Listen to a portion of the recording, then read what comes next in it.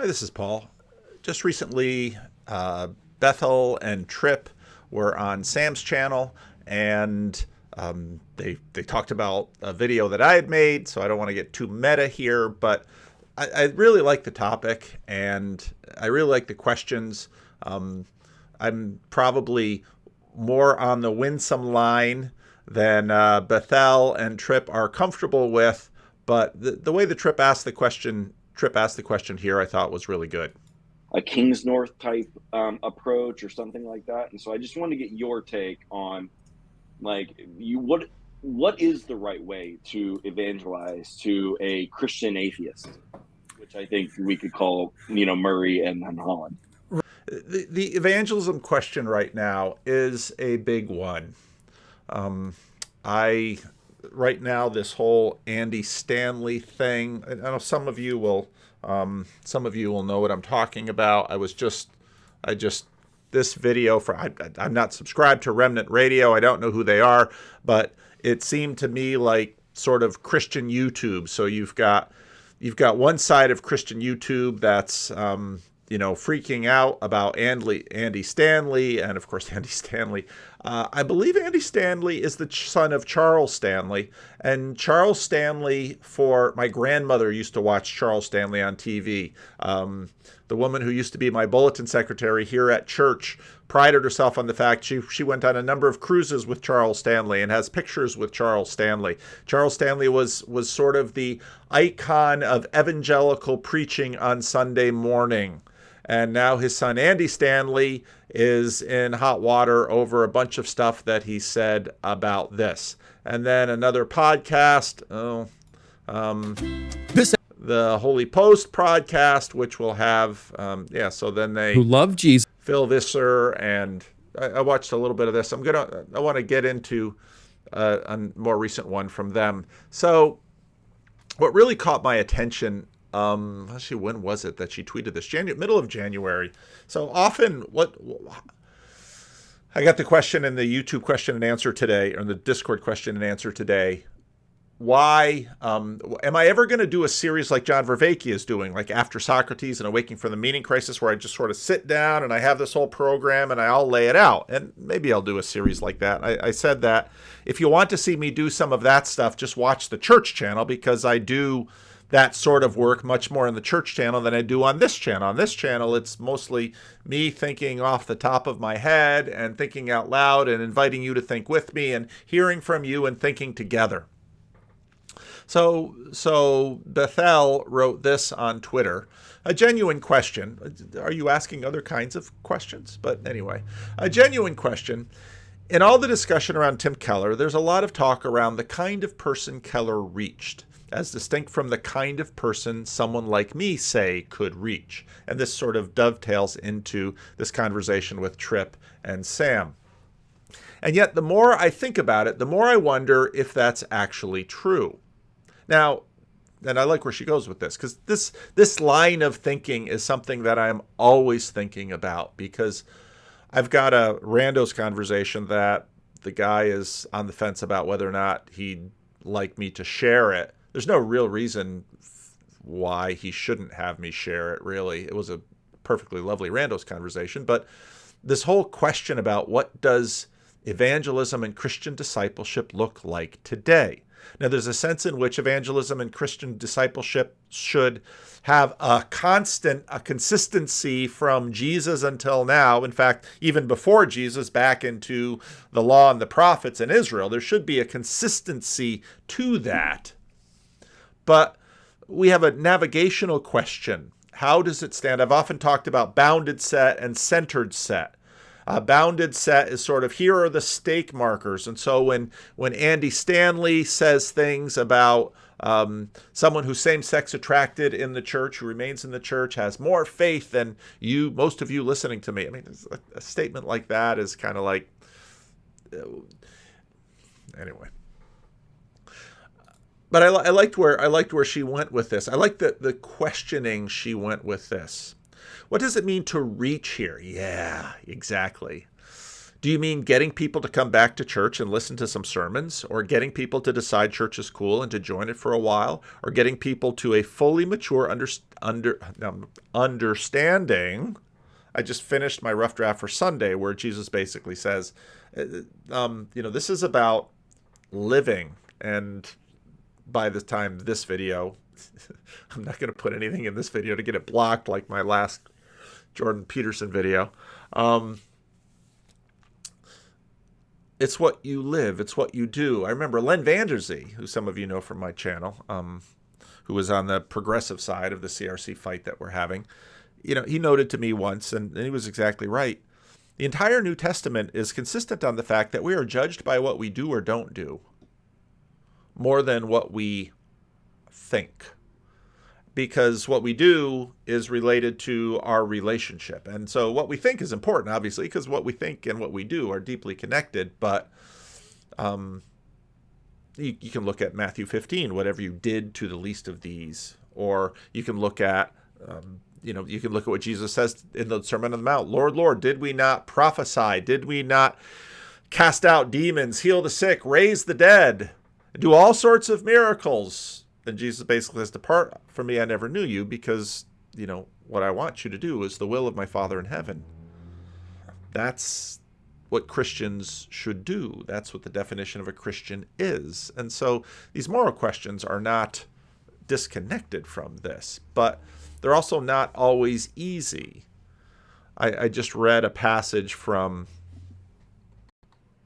Shantung Compound, and if you think all of this Christians deconstructing is all new stuff, just, read Langdon Gilkey. This stuff has been going on for a very long time.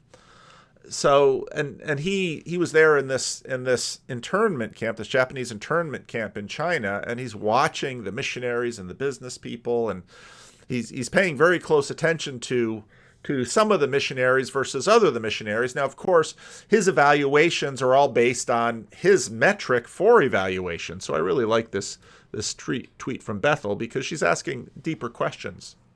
Because here's the thing, I could imagine a category of people for whom Keller would be better at getting what we might call partial retention. So the first definitions here, I'm less confident that they are people for whom we are getting a better definition. I think I'm pretty competent, versatile, dare I say, even winsome communicator. and I think that's something true of the winsome debate, is that we're all more or less winsome depending on a lot of other factors, especially with whom we're discussing things. There are other metrics by which we can judge one another.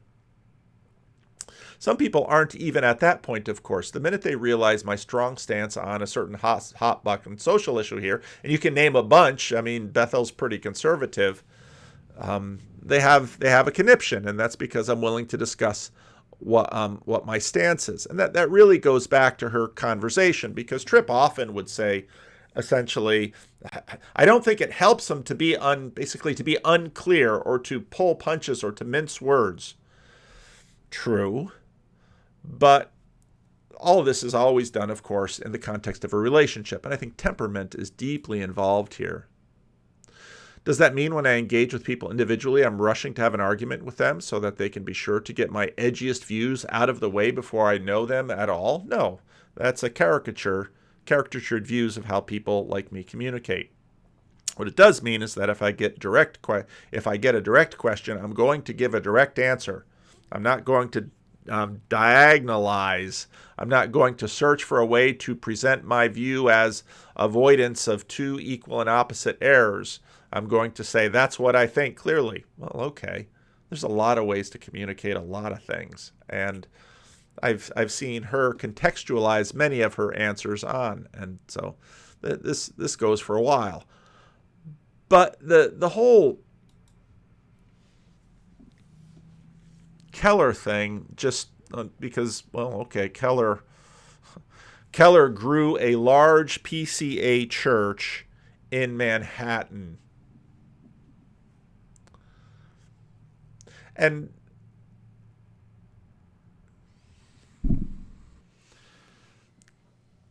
So what Gilkey does in his book is he notes that some of the missionaries, he was talking about the Protestant missionaries. It's very interesting in the book where the Catholics are different from the Protestants, and he notes that difference. And some of the monks, like there were some Trappist monks who had who were practicing vows of silence basically, and then when the Germans when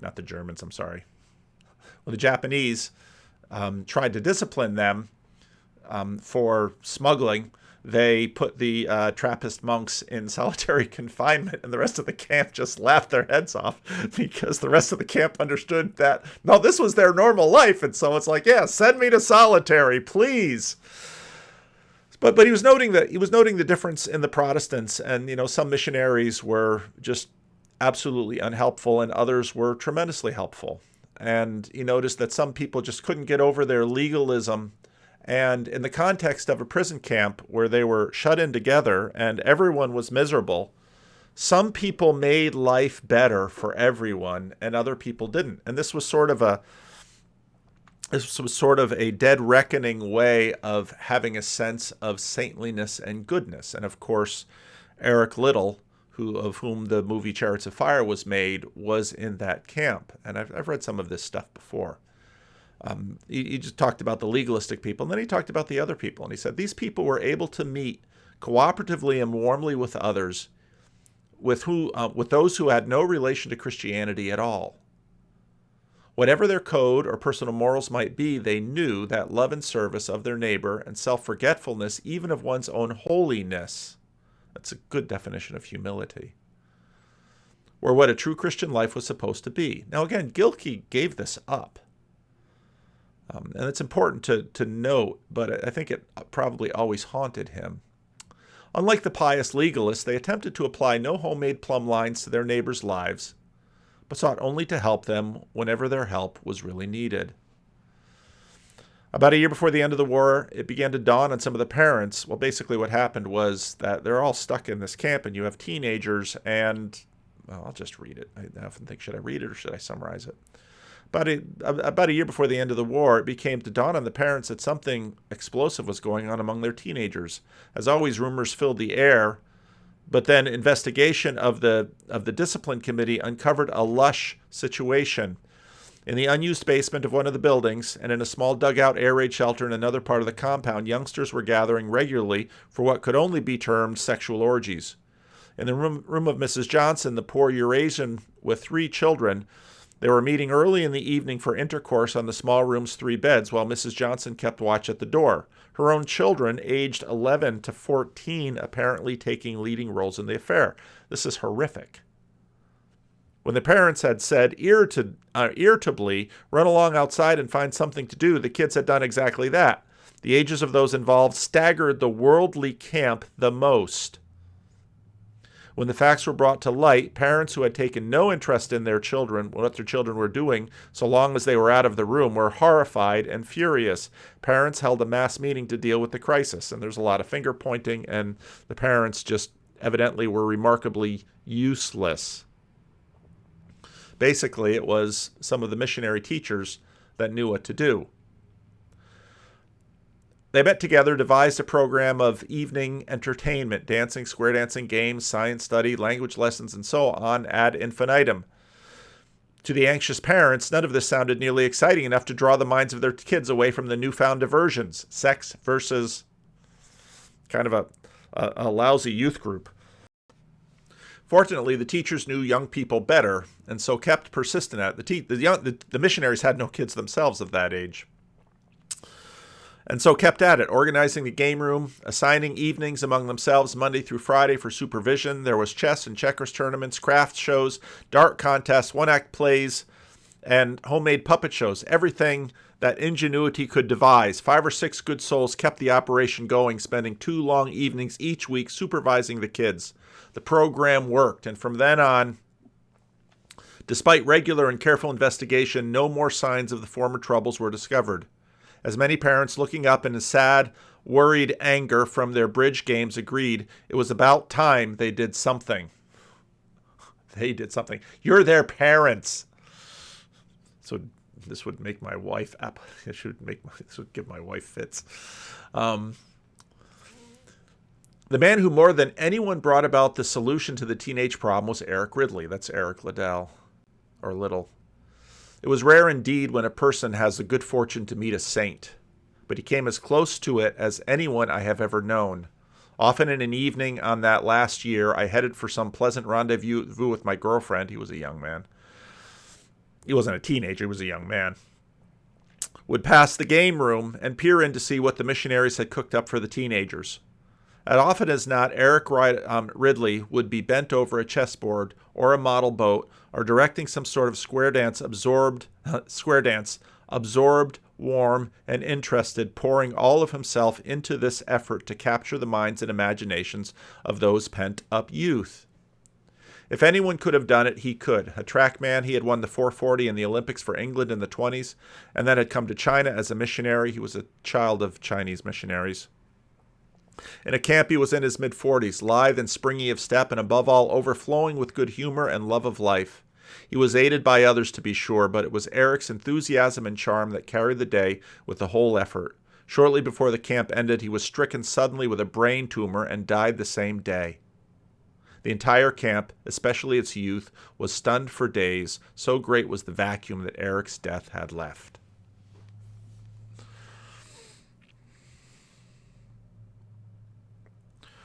What does a Christian look like?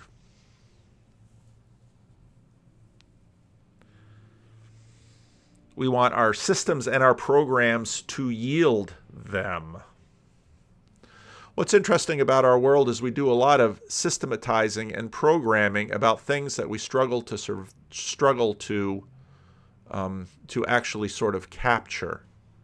On Twitter, Chris Williamson pointed me to this tweet, or to this blog post. The following are 45 correlates that I've collected of things called sacred. I invite any of you to offer a theory of the sacred that explains as many of these as you can, as simply as you can. Now, this is very Jordan Peterson-esque. I could imagine Jordan Peterson sitting, opening up his book and saying, God is, or divinity is, or something of that nature. Sacred things are highly or lowly valued. We politely revere, respect, and prioritize them. We revere sacred beliefs as well as acts. We feel dirty when thoughts go near illicit ones. Sacred is big, powerful, extraordinary. We fear, submit, and see it as larger than ourselves. Sacred things matter for our health, luck, and other outcomes we care about. We want the sacred for itself, rather than as a means to get other things. Sacred things are either more homogeneous or more unique, whichever is better. This is just, these are great, and he is right. And this is exactly the struggle we have in saying, well, here's an evangelistic program to yield this kind of people. We can't even describe. We see it, we can recognize it, we know it, we can orient to it, you can put words on it. Christians will definitely say, well, that's Jesus. But to sort of wield it, get it in our hands, it defies us. And again, if you think about it for a moment, of course it defies us. It's larger than we are. We are the small. It is the great. We can't wield it. We can only receive it. We get emotionally attached to the sacred. Our stance towards it is part of our identity. Sacred induces strong emotions: awe, joy, serenity, devotion, repulsion, fear. We desire to connect with the sacred and to be more associated with it. To approach the sacred, we use self-control to purify ourselves, sacrifice, and commit. We enjoy sacrificing for the sacred, to purify and respect sacred, including via odd beliefs. Sacred brings us comfort and consolation in hard times. Losing it can feel devastating. We affirm and learn sacred via mythic stories and accounts of how we and it fit into the universe. We have rules regarding how to approach sacred stuff, in part to protect us. The sacred isn't for use by commoners or for common purposes. Sacred views about the sacred bind, define, and distinguish social groups. Shared rituals and festivals bind and emotionally charge us and help us to see sacred. We want associations to share our views of and attachments to the sacred. We get offended when others seem to deny our sacred views and respond vigorously. We feel more equal to each other regarding sacred things. Status matters even less. Either everyone, for example, love, or a few, example, medicine, are entitled to opinions on the sacred. Charismatic leaders motivate, get acceptance in part via appeals, connections to the sacred. Experts of the sacred are more prestigious and trusted, get more job security. Sacrificing for the sacred is seen as pro-social. Sacred things are sharply set apart and distinguished from the ordinary and mundane. Sacred things do not fit well with our animal nature, such as self-interest and competition. We dislike mixing sacred and mundane things together. We dislike money prices of sacred and trades that get more mundane via less sacred. We dislike for-profit organizations of the sacred relative to nonprofits or government agencies. Sacred things feel less limited by physics and can seem to have unlimited possibilities. Sacred things really matter. Fills deepest needs, completes us, makes us pure, makes us all one. Sacred things last longer and decay or break less, sometimes eternal and unchanging. Sacred things are pure and cleaner and closer to the ultimate core of existence. Sacred things have fewer random coincidences. These patterns mean something. Now, I'm talking about sacred things, and this is, obviously an abstraction, but all of us know that concrete examples, instantiations, saints like Eric Liddell, these things are way more powerful than the abstractions. We kind of look at the abstraction, say, yeah, but it doesn't have the power of the real sacred when we are in its presence. And again, I just said presence because we have a sense that the sacred is alive. We have to approach the sacred with the spirit of finesse. Sacred things have fewer value conflicts with each other. You can have them all at once. It's harder to judge the relative value of sacred things compared to mundane things. We understand the sacred poorly using cognitive rational analysis or numbers. We understand the sacred better using intuition, flow, and creativity. How sacred things seem is less misleading. You can more trust their appearance. The sacred is mysterious, unlike and even inconsistent. Who are we to question it? Sacred makes us stand outside ourselves, feel ecstasy, transcendence, different reality. We do not make or control the sacred. It makes and transforms us. Stuff, objects, dates, people, words, sounds that touch the sacred get sacred itself. We connect to sacred themes better via contact with sacred stuff. Over time, things we often connect to tend to become sacred via nostalgia.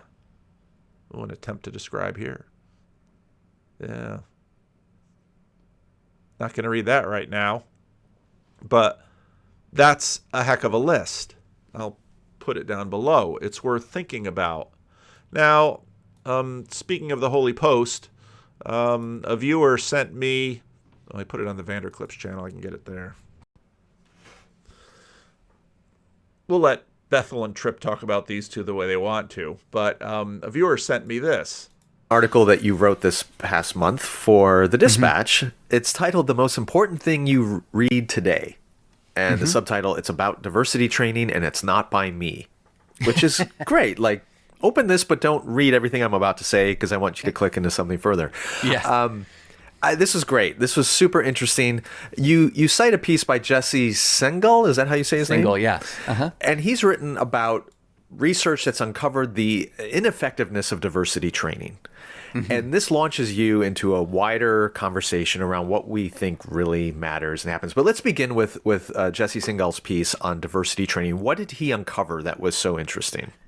Yeah, what he uncovered is that diversity training doesn't really work. And to the extent that it has an effect on people, it's often negative. There's often a backlash attached to it. And this is something that's been kind of a dirty little secret for a while now, is that that diversity training doesn't really do a lot. Well, but before we get into it not doing a lot, what do people hope it does? What is the goal of the? I mean, we've probably all been a part of these in some form or another. And this is exactly. Whoops, let me get my act together here. And this is part of the point, because even diversity training. Okay, what's that supposed to yield? And who is it supposed to yield it with? There's a sense at which, just as with the sacred, we're not, this is not within our hands, yet it is, and we've got a degree of responsibility towards it. So it's all this space where, on one hand, if you listen to us, and you look at Christ's exhortation in the Sermon on the Mount, here, do this. This is what it means for us to be human. But what's stated as being the perceived goal or outcome of diversity training? Well, you've raised the great question. Okay. Because I got pushback from some folks saying, well, it depends on what you're wanting out of it. So if you're wanting something very, very modest out of it, in other words, you say, well, this is something that's sort of a signaling mechanism to just sort of say, we take diversity seriously, or which I find this little list absolutely hilarious. This is a CYA measure for litigation that is saying, look, we have fully trained our employees in anti-harassment. We have fully trained our employees, but we completely know that none of this will actually secure or guarantee the outcome we need or are purporting to offer. I mean, but yeah, I'm not just pointing at them. Just keep watching. Concepts and DEI. Well, then if your goals are very, very modest or perhaps superficial, then diversity training can, quote, work. Right, but covering if you have, your rear end in a lawsuit situation, basically. covering your rear end, box checking, right. Or maybe something less tangible but still meaningful, where you're saying, look, we have a diverse workforce and we're signaling to our diverse workforce that we take diversity seriously, that there's a signaling mechanism. So if your objectives are super, super modest, and in those circumstances often unmeasurable, then okay, I can get the argument that it works. But if your objectives are diversity training as a means of fundamentally changing attitudes, in other words, changing the way people view issues of race and gender and sexuality and things like that, or if your view is that diversity training is sort of a mechanism for an indispensable mechanism, for example, in, say, increasing diversity, that it is a necessary step for increasing diversity. Again, the evidence for that is really lacking. So it doesn't appear to really change corporate culture. It doesn't appear to really change individual hearts and minds. And it doesn't appear to really be that instrumental in changing the composition of workforces, as a tool in the toolbox. In other words, it doesn't work. It doesn't achieve what it purports to achieve. Of sort of diversifying workforces. And so basically all of the things that you would want in a program that would be truly impactful, it doesn't accomplish. Now, I'm not saying that there aren't exceptions to this rule, that there might be individual trainers or individual trainings that might be better than others. And Single found that if training is voluntary, in other words, participants are really willingly coming into the training. That's very Petersonian. I played this for the video that got blocked, so this was just too good to not use. Training, in other words, are predisposed to want to receive the message. It might be more impactful, but this sort of mandatory diversity training world just isn't impactful. So my interest in this piece, and I think it's your interest as well, is not so much in diversity training itself. Right. It's in the assumption we carry widely that yes. we can form people into the views and beliefs that we think are best with a programmatic approach. Yes. And we do that in our corporations, in our... And it's not just a programmatic approach. It's with just about everything we do. I mean, it'd be nice to just say, oh, programs don't work. But in a sense, nothing works. But yet, at the same time, it is not true that nothing works. Well, let's play a little bit more, and I'll talk a little more. Schools and universities, in our churches and ministries, we think if we just employ the right content in the right program, people will come out the other side like some kind of spiritually formative, mechanized industrial factory. They'll come out the other end as this person we want them to be.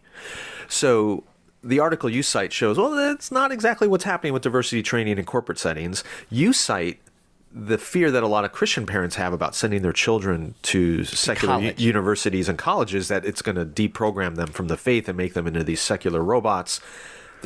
And I'm not near the skeptic of this that I am for the church's ability to program thing, because it certainly seems, just anecdotal evidence, that it happens a lot. But this is where you get into this weird world of the difference between statistics and the sample of one. I mean, you can in some cases reliably predict what a certain number of people or a certain percentage of people will do, but it can be remarkably difficult to predict what one person will do. And this is another one of these thoughts that just continually haunts me. There's some looseness and vagueness in our approach to the world, view statistics and science in this way. That's simply inadequate. The data says that's not true either, that kids who go to these universities with faith actually hold on to faith at higher rates than one might expect. So what's your big takeaway then from... Well, I think actually you can easily make a case, and I've seen descriptions of that sometimes kids go to something like Christian college and deconstruct, but if they go to university and are faced with direct opposition, they do so less. It's ironic that, my whole argument about what's happening in the CRC, a lot of the, you would imagine that it is the churches in the blue states that would, for the most part, be the ones that would be telling Grand Rapids to evolve on the sexuality question.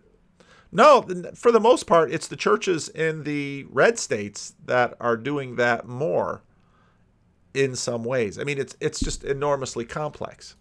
This phenomenon that none of these things seem to be as either effective or as dangerous as we make them out to be. Yeah. So there are multiple pretty important takeaways here. And another one I used was fertility. So we have this huge issue of declining fertility, not just in the U.S., but worldwide in advanced nations, advanced economies. And everyone says, here's this program that'll work, and this program, and this Japan program. has tried all kinds of really crazy stuff. All kinds of been stuff. I mean, paying people, bonuses when they have children, to cradle to grave health care, to extended leave. I mean, we've so many, and sometimes you might see a marginal bump here or there, but fundamental change doesn't happen. And so there's so many interesting takeaways from this. One is we often fight intensely, and this was sort of how I led this. We often fight really intensely over things that, truth be told, aren't that consequential. And so the diversity training example, a lot of more progressive people hope that it transforms hearts and minds. And a lot of conservatives. So, are David French, Tim Keller, and Andy Stanley intensely consequential? I don't know.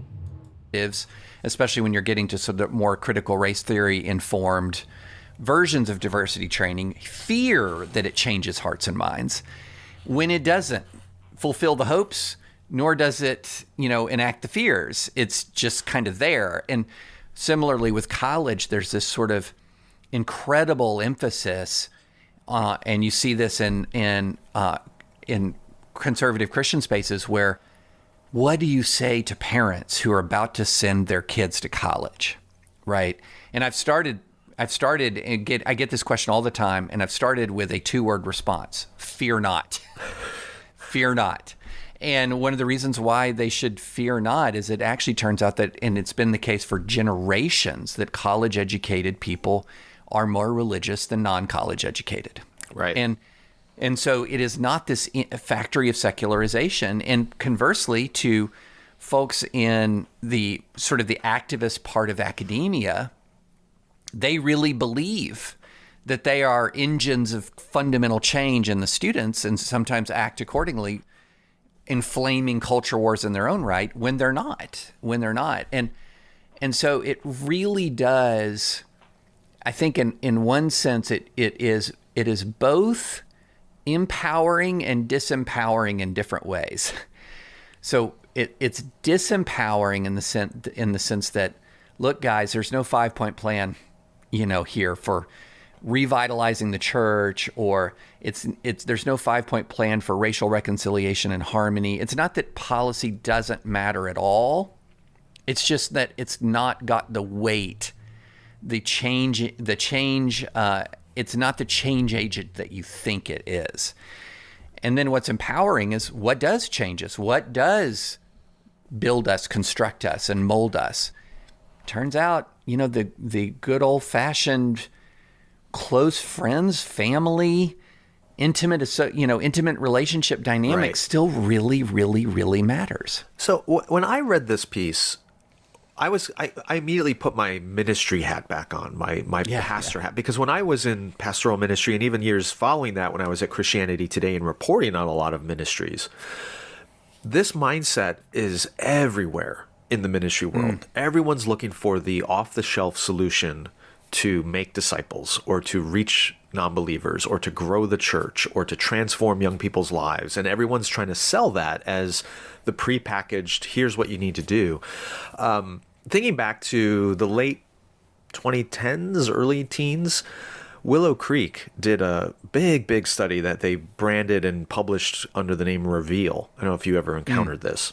No. But they hired some outside firm, spent a lot of money to first investigate their own congregation. And then they expanded this to 500 and I think ultimately around 5,000 congregations around the U.S. And the simple task was, what has been proven to help people love God and love their neighbor more?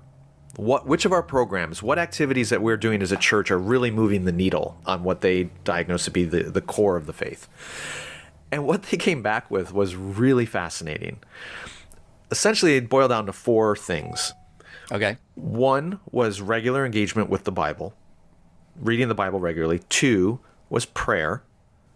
3 was a meaningful relationship with a mentor, a spiritual mother or father in your life.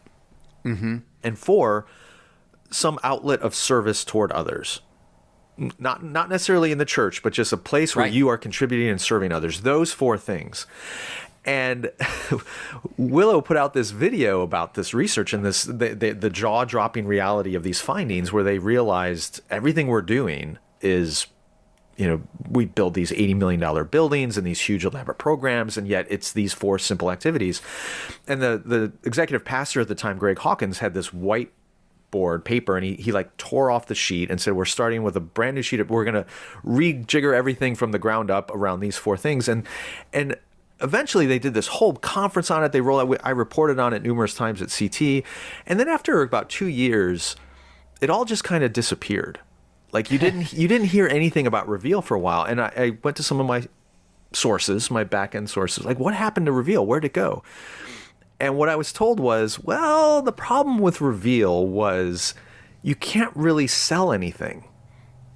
You can't sell a program. You can't sell, there's no commercial product based on those 4 things. You don't need an $80 million building to do those 4 things. Yeah. And so, In fact, you can do them in a Japanese internment camp. You can do them at any little church anywhere. There they are. And, what's been interesting in the Christian atheist space is that, listen to Tom Holland talk about the Bible. Well, it's great. Prayer? I don't know. Where's Tom at with prayer? I don't know. Jordan and prayer. Think about him talking to Sam Harris about sitting at the edge of his bed. Jordan Peterson as Constantine is trying to establish a new world order based on the wisdom that he finds in the Bible. And he's not hiding it. Just the most hilarious thing. It's not someone that, points to Tripp. But it's, in some ways Christians get dismissed, because if I as a Christian pastor lead in with the Bible, everybody's like, pastor, Bible. Jordan Peterson leads in the Bible. They're like, what? I mean, that's been the burning bush aspect of Jordan Peterson. So, and then, Eric Liddell spending time with these kids in the internment camp, playing chess and checkers, putting up a little sketch, doing something, basically giving the last of his life, which nobody knew, not even him, giving the last of his life to those kids so that they could do something better than just tie themselves up in knots, playing with sex in some dirty air raid shelter. And then, they're getting a twofer there, and he's doing it for other people's children.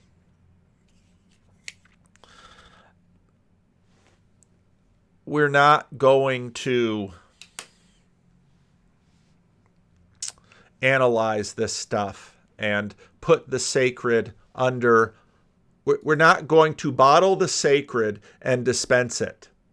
And you can see that just with this list of this list of sacred things, that the sacred is the sacred. We can't bottle it. We can't reliably deliver it, except in the way in which it is reliably delivered to us. And, again, me as a Calvinist, it's God who does this work. It's God who brings the harvest. It's God who, and he does it in surprising ways that we would never imagine. And this gets into the whole question of, I'm sure that there were people in that camp whose life was changed. Landon Gilkey, he writes this. It's a powerful book. I really enjoy that book. It's a great book to read, but he doesn't leave there a Christian. So I would, even at the risk of saying, well, those four things are the thing. You can do those in a way to botch it too. Trust me. But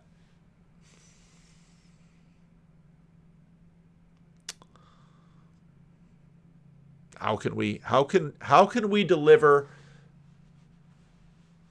a great gift given to us to others?